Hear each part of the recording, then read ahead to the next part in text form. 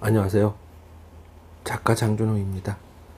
오늘은 청안 박구산 선생의 넌픽션 내가 겪은 6.25 어느 군의관의 숙이 두 번째 이야기로 10월 1일부터 11월 중순까지 서울 수복의 내용을 담은 수기입니다. 작가 선생이 담담하게 글로 써내려간 것을 조금씩 발췌하여 가감없이 읽어드리도록 하겠습니다. 10월 1일 일요일 맑음. 부관부에서 부대장께서 부르시니 의무과장은 아침 식사 후에 부관부로 와달라는 전화가 왔다. 무슨 일일까 생각하며 갔더니 부관 CD와 작전참모 엣지소령이 있었는데 실내에 들어갔. 그 뒤로 시대이와 엣지소령도 들어왔다.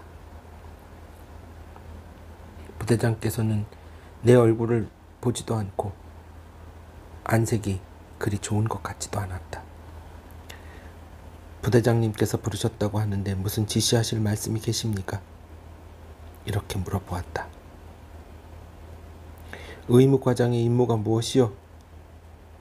의무과장은 위생병을 지휘 감독하여 항상 부대 방역에 노력하고 부대원의 보건에 유의하며 불행히 환자가 발생하였을 때는 성의껏 치료하고 부대 의무실에서 취급함이 부적당하다고 생각되는 환자는 육군 병원에 후송하고 전시에는 이와 아울러 부상병의 응급처치와 후송을 담당하는 것입니다.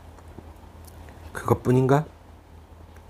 예를 들면 그 외의 보급면에도 있을 거 아니요. 거기에 대한 의무과장의 책임 한계는 부대장님을 대리하여 모든 의무장비, 의약품, 위생재료 등의 수령, 보관 및 분배 사용 등의 책임이 있습니다. 그럼 거기에 대해서는 의무과장만이 책임이 있으며 또한 의무과장이 임의로 처분할 수 있어? 의무과장은 부대장의 권한의 일부를 위받아 행사하는 데 불과하기 때문에 항상 부대장의 의도를 받들어 그 지시에 의하여 행동하게 됩니다. 어떤 부대든지 모든 책임은 그 부대장이 지는 거야. 그 부대의 주식, 부식, 연초, 모든 장구, 의약품, 의무장비 등 그 종국적 책임은 부대장이 지는 거란 말이요. 예를 들면 페니실린 한 병이나 다이아진 한 병이라도 결국 책임은 부대장에게 있는 거야. 그렇다면 부대장이 페니실린을 주라고 했으면 줘야 될 게 아니여 하고 소리를 질렀다. 아, C대위의 페니실린 건이로구나. 오늘 낮에 모과장 C대위가 의무대에 와서 선임 하사관과 약제계에 페니실린을 15병인가를 달라고 했는데 그들의 답변이 페니실린 과장님께 말씀하셔야지 저희들이 임의로 드릴 수가 없으며 또 배급이 조금씩 나오기 때문에 그렇게 많이 드리지는 못할 것입니다. 고 했더니 C대위가 부대장님께서 타다가 쓰라고 하셨는데 왜 안 주느냐고 하며 과장이 귀대하면 다시 오겠다고 돌아갔다고 한다. C대위는 전부터 술과 여자를 좋아해서 자주 성병에 걸렸는데 지금까지는 물페니실린 주사만 맞으면 잘 나았다고 합니다. 그런데 이번에는 그전과 같이 물페니실린 주사를 여러 번 맞아도 조금도 차도가 없어서 병원에 가서 진찰을 받고 상의하였더니 최근에 나온 오일 페니실린 주사를 맞아보라고 하며 물페니실린 15병을 가져오면 오일 페니실린 한 병과 바꿀 수 있다고 한대요. 그래서 의무대에서 페니실린을 얻어다가 그 약과 바꿔 쓸 모양인 것 같습니다. 나는 내 평소의 생각을 숨김없이 솔직하게 말씀드렸다. 그러나 부대장께서는 나의 충심을 이해하지 못하시는 것 같았다. 귀관의 그 태도는 소위 똥배짱이라는 거야. 장교가 그래서는 안 돼. 군인은 명령에 움직이는 것이니만큼 부대장님께서 주라고 명령하신다면 주겠습니다. 그래요? 주려면 여러 말 말고 줘요 하기에 네 대답하고 나왔다. 새벽 1시가 되어서야 귀대하였다. 10월 2일 월요일 맑음. 아침에 유중이가 군수과장 시대위와 같이 서울에 간다고 자기 짐을 가지러 왔다. 지나는 촌락에는 대부분 솔가지로 환영 아치를 만들어 세우고 주민들이 모두 나와서 만세를 불러주었다. 우리를 반성할 때 부끄러워서 얼굴이 붉어질 뿐이다. 10월 5일 목요일 맑음. 우리도 불언 서울로 가게 된다니 공연히 마음이 설렌다. 참으로 감개가 무량하다. 영등포에서 수원으로 길게 있다온 피난민의 그 긴 행렬을 나는 평생 결코 잊을 수 없으리라. 나는 다시는 이 아름다운 조국을 잃고 싶지가 않다. 10월 6일 금요일 맑음. 서울에 왔으니 우선 만나볼 사람들을만 찾아봐야겠다. 나는 6.25 당시 모친과 별거하고 있다가 일을 당했기 때문에 인천에 계시는 모친과 생진료의 소식을 전혀 모르고 있었는데 어떻게 되었는지 오늘은 우선 인천에 가봐야겠다. 10월 7일 토요일 맑음. 흉부의 관통상으로 2번 가료 후 퇴원한 이소룡을 위해서 남대문 시장에 가서 스트랩토마이신 주사약 1g짜리 한 병에 2,000원, 5g짜리 한 병에 8,000원씩을 주고 몇 병을 구입하였다. 10월 15일 일요일 맑은 후 비. 오늘은 내가 수건의 38도선을 돌파하는 감격의 날이다. 38도선도 정작 당하여 보니 끊어진 철조망 몇 줄이었다. 10월 18일 수요일 맑음. 오후에 어떤 부인이 아기를 업고 와서 눈물을 흘리며 어린애가 위독한데 치료를 받을 병원도 없고 약도 없어 절망 중에 적십자기가 보이게 찾아왔는데 도와줄 수가 없겠느냐고 하기에 진찰을 한 후에 치료하여 주고 저녁에 한 번 더 주사를 맞히라고 일러보냈다. 저녁에 왔을 때는 아이가 원기가 많이 회복되어 어머니가 대단히 기뻐하였다. 10월 21일 토요일 맑음. 3등 역전을 지나 3등 광산가의 중심을 거쳐 전진하였다. 광산 주택가에서는 그곳에 남녀노소를 막론하고 주민들이 떼를 지어 나와서 열렬히 만세를 불러주고 환송해 주었다. 우리들은 과연 그들에게 무엇으로 보답해야 할 것인가? 의무대 맞은편에 있는 이발관 앞에서 한 부인이 울면서 어떤 남자와 이야기를 하고 있었다. 자기 남편이 적치하에서 군인으로 나오라고 하는 것을 공산군으로 나가지 않으려고 모진 고생을 다해가며 도피해 왔었는데 후퇴하고 있던 아는 얼굴을 한 세포위원장에게 붙들려 총살을 당하였다고 한다.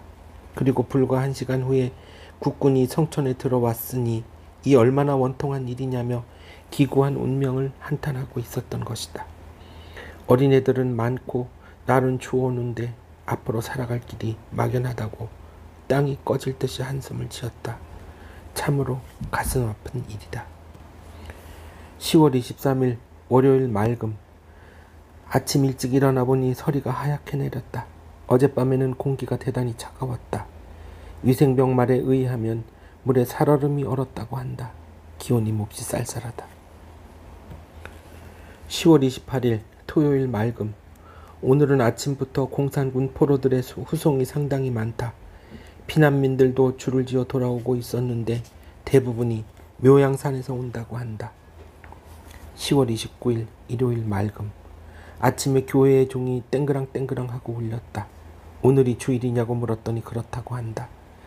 전지에서 오래간만에 듣는 교회의 종소리는 나에게 이상한 감상과 강렬한 충격을 던져주었다. 10월 31일 화요일 맑음. 아침부터 비행기에 폭음이 요란하다. 요사이 3, 4일간은 북쪽으로 비행기가 상당히 많이 출격하는 모양이다. 일선에는 요즘 중공군이 출현했다고 하는데 사실인 모양이다. 방대한 지상군을 가진 중공이 한국전에 개입하게 된다면 전세는 일시 난국에 직면하게 되지 않을런지도 모르겠다. 11월 1일 수요일 맑음. 낮 무렵에 갑자기 순천으로 이동하게 되었으니 준비를 하라고 한다. 사태가 위급하여지면 잔품은 전부 불사르고 순천 부대본부로 찾아오도록 하라는 것이다. 중공군의 개입으로 전세가 불리해졌는지 부대본부에서는 상당히 신경 과민에 걸린 것 같다. 그러나 서울에서 여기까지 가지고 온 약품과 수일 전에 보급소에서 받아온 여러 가지 귀중한 약품을 태워버리고 간다는 것은 참으로 애석한 일이다. 가면서 살펴보니 도로 양쪽에는 피난민이 줄을 지어 남부여대하고 평양 쪽을 향하여 이동하고 있었다. 지금 회천 방면 약 25km 지점에서 전투 중이라는데 이 지방민들은 대체 언제부터 피난을 하기 시작하였는지 지나는 길마다 촌락마다 없는 곳이 없었다.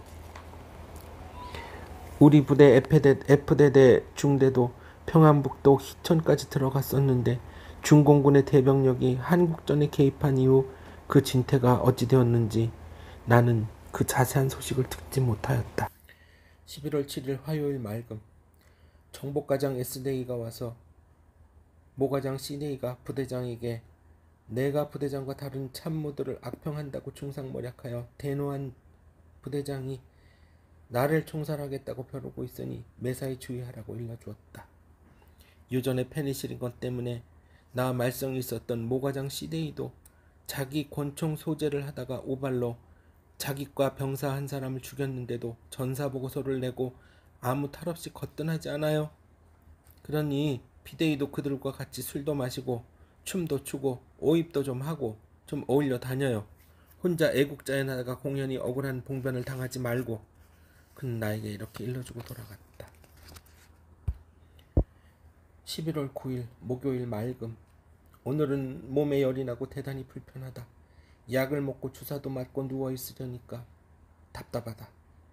미군 의무대는 타처로 이동하고 그 자리에 다른 미군 부대가 와서 주둔하고 있는데 거기서 가끔 미군 환자가 왔다. 오늘도 그 부대에서 미군 환자가 수명이 와서 치료를 받고 돌아갔다. 요사이는 어찌된 일인지 민간인 환자가 오지 않았다. 밖의 날씨는 매우 따뜻한 모양이다.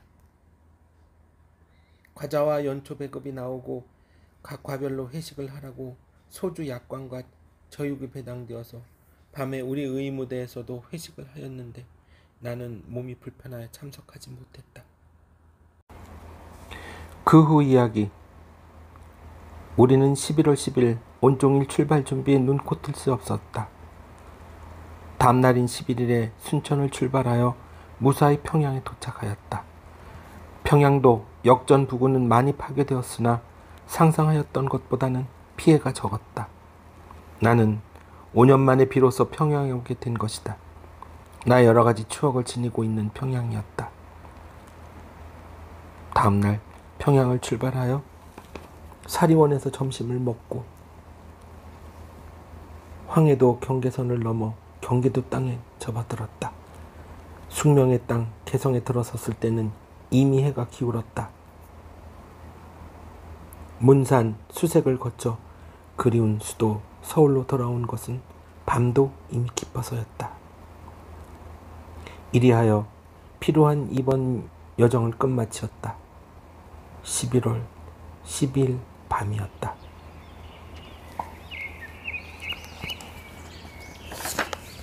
청한 박고선 선생의 넌픽션 내가 겪은 6.25 어느 군의관의 수기는 이렇게 끝을 맺고 있습니다.